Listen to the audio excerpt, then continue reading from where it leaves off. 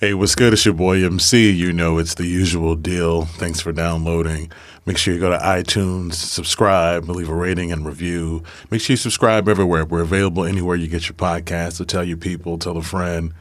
Thanks and enjoy this episode. From Elevate Digital, the Vocal Minority Report presents the Negro News Minute.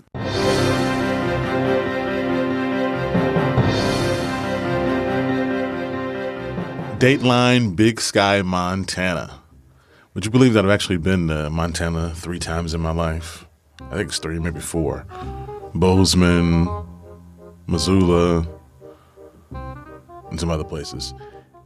Anyway, though, so the story that I'm about to play now is strictly just because I wanted to play the audio. So here's the audio. The CBO Score, because you were waiting to make your decision about healthcare until you saw the bill and it just came out. And what we'll talk to you about that later. Yeah, but there's not going to be time. I'm just curious if you have the speak with right Shane, please. But you don't. I'm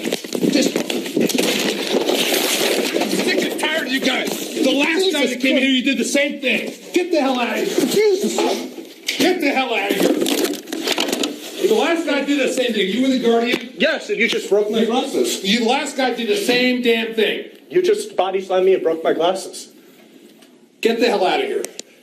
If you'd like me to get the hot up here, I'd also like to call the police. All right, that was Greg Gianforte, the Republican candidate in a Montana special congressional election, who has now been charged with misdemeanor assault after he allegedly body slammed a reporter and broke his glasses on Wednesday night, the reporter for The Guardian. So I just wanted to play that. We can move on to the next story. There's also a 911 call audio, but I just thought that was really interesting. I just thought it was funny, actually. So here we go. On to the next story. Dateline, Hagerstown, Maryland. All right, we're going back to school. Got a school story 2 days in a row. An 18-year-old student with a 4.0 GPA and was president of the student council has been told by the principal at Heritage Academy, a Christian school, that after, quote, countless hours in prayer and discussion, his board's decision to bar the pregnant teen from walking at her graduation is holding her, quote, accountable for her immorality and is, quote, the best way to love her. Maddie Runkles, who's 18, told Breitbart News that while other students at Heritage Academy have broken some of the other rules of the pledge, they've never suffered a punishment as severe as hers. The school's principal, David Hobbs, released a statement regarding the situation of the teen, who discovered she was pregnant in January. He said, quote, Maddie is being disciplined not because she's pregnant, but because she was immoral. Sounds so judgy.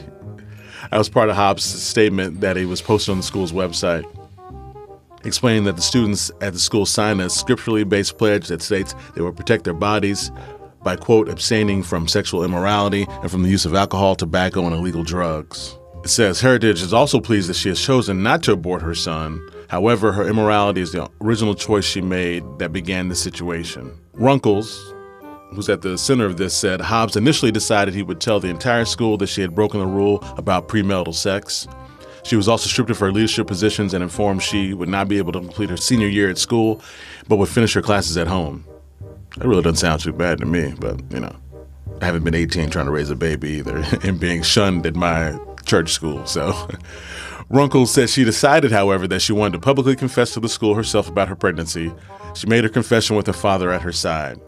She said, I decided I wanted to confess what I did and ask for forgiveness from my school, but the other kids who had broken other rules, even when they were caught, they still lied about what they had done. It just seems unfair. I tried to make it right, but was shot down.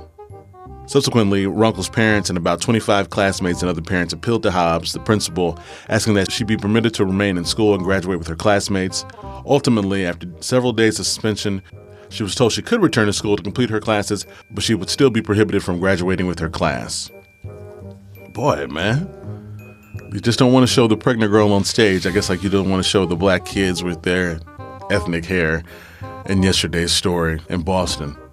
So, of course, Runkle's story has launched a debate about how pro-life Christian churches handle the situation of unplanned pregnancies among single women.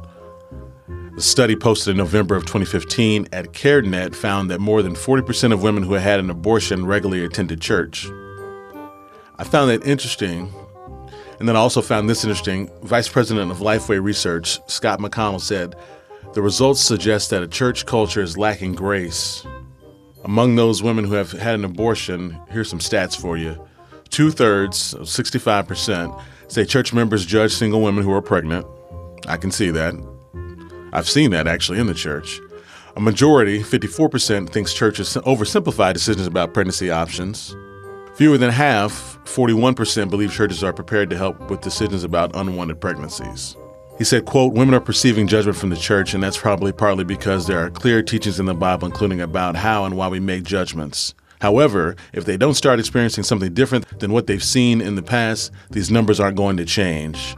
Referring to those numbers I just read, and those are kind of sad, actually.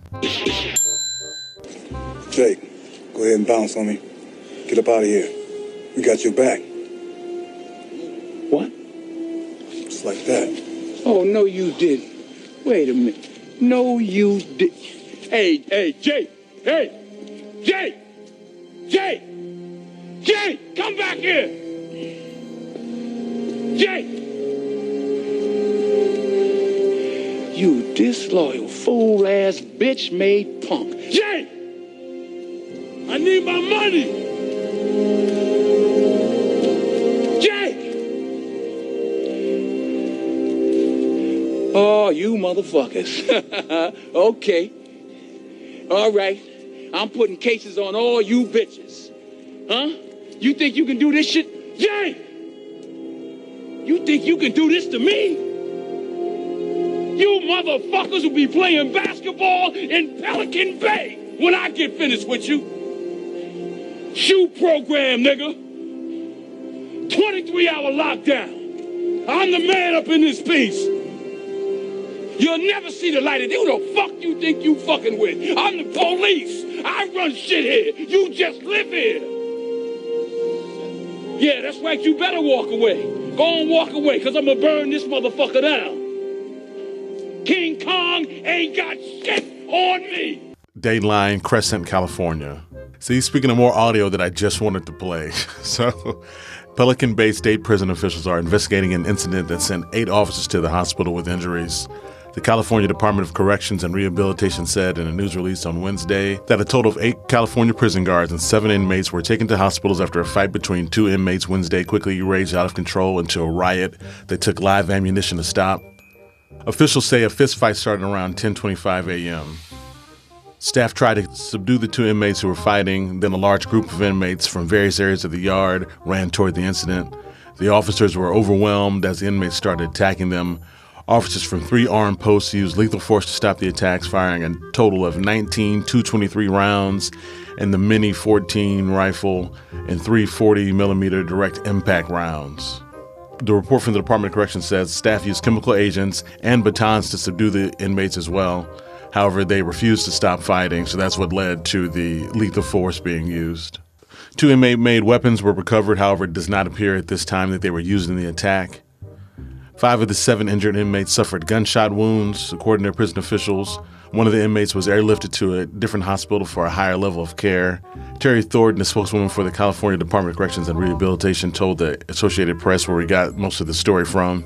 The 3 other inmates were admitted to hospitals and 2 were discharged back to prison. They all had facial-like injuries, bumps, bruises, contusions, she also told the AP. She said, quote, it's a frightening incident. It's frightening to have inmates just swarm you, to overwhelm you, and attack you. Investigators don't know yet whether it was a planned attack on correctional officers or if it was gang-related, she said.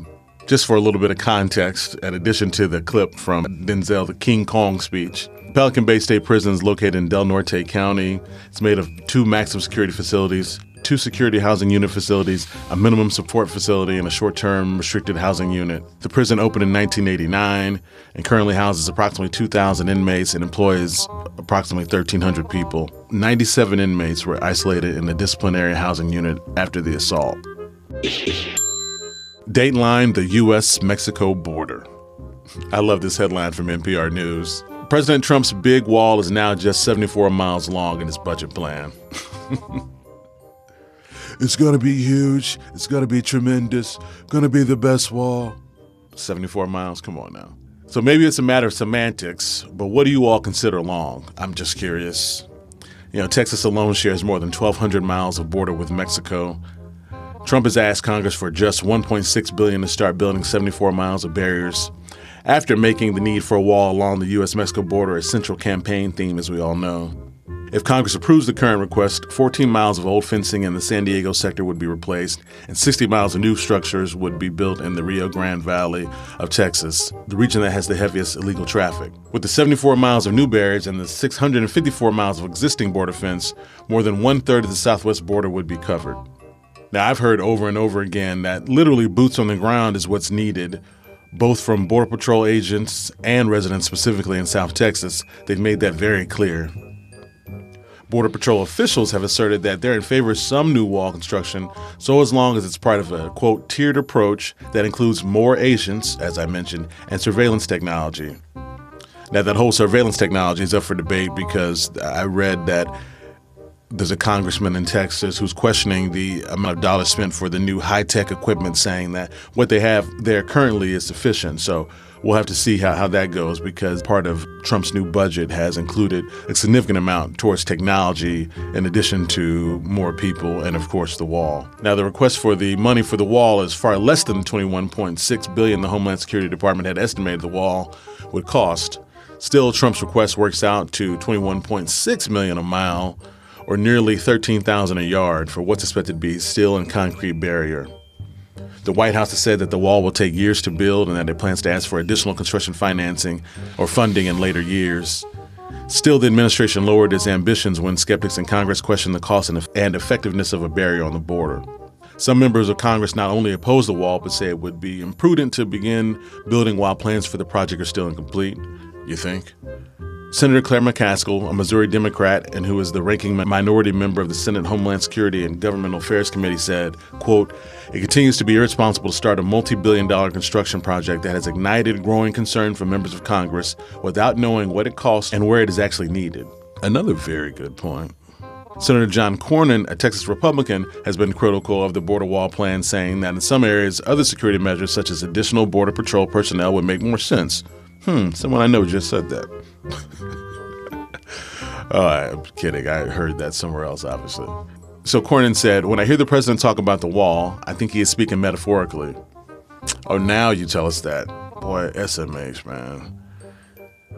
The president's fiscal year 2018 budget, as I mentioned, includes $1 billion for new technology such as upgraded communications equipment along the border.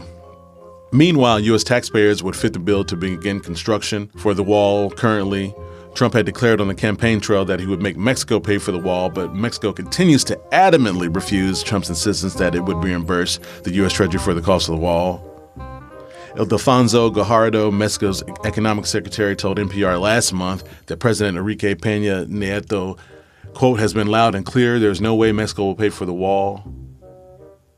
And you guys should definitely check out my man, the former president Vicente Fox, because he was on an episode of Reveal, the great podcast hosted by Al Letson, and he was going hard. I know you've heard some of those comments, read his Twitter, but he was going hard, so you guys should check that out too. Dateline, West Brandywine Township, Pennsylvania.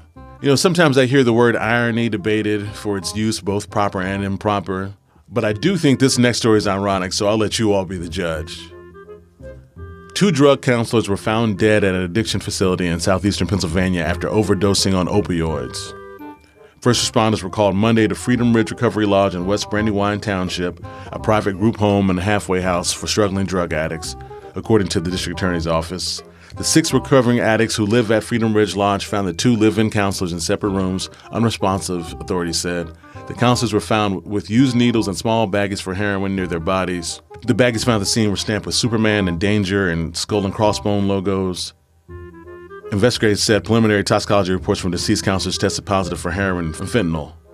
The concerned residents gave one of the counselors an injection of the opioid antidote, naloxone, before they called paramedics, but it didn't revive the counselor. Chester County District Attorney Tom Hogan said, quote, "If anybody is wondering how bad the opioid epidemic has become, this case is a frightening example. The staff members in charge of supervising recovering addicts succumbed to their own addiction and died of opioid overdoses. Opioids are a monster that is slowly consuming our population." Authorities haven't released the counselors' names as of yet. You know, this story reminds me that I've got to do an episode, get an expert here on addiction, pain management. I meant to do that after Prince's unfortunate, untimely death last year, but got distracted with a couple other things. But I need to do that because I think this is important. I think I call this story irony with a bit of a chuckle, but it is unfortunate. You know, you have your people like Prince and others. So really want to touch on that. But that's all we have today. That's the news. Week's over for us. We'll have an episode of Vocal Minority Report with Payne Lindsay, host of Up and Vanished, out this weekend. And we will holla at y'all for the Negro News Minute next week. Remember, go to iTunes, subscribe, leave a rating, review. Subscribe everywhere. You can listen anywhere you get your podcasts. Send folks a link. Tell somebody about it. We'll holla at you next episode, next week. Peace. I always screw up. The normal outro needs to play first. I always mess that up. Here's the outro. For Elevate Digital, the Vocal Minority Report, this has been the Negro News Minute. All power to the people. Peace.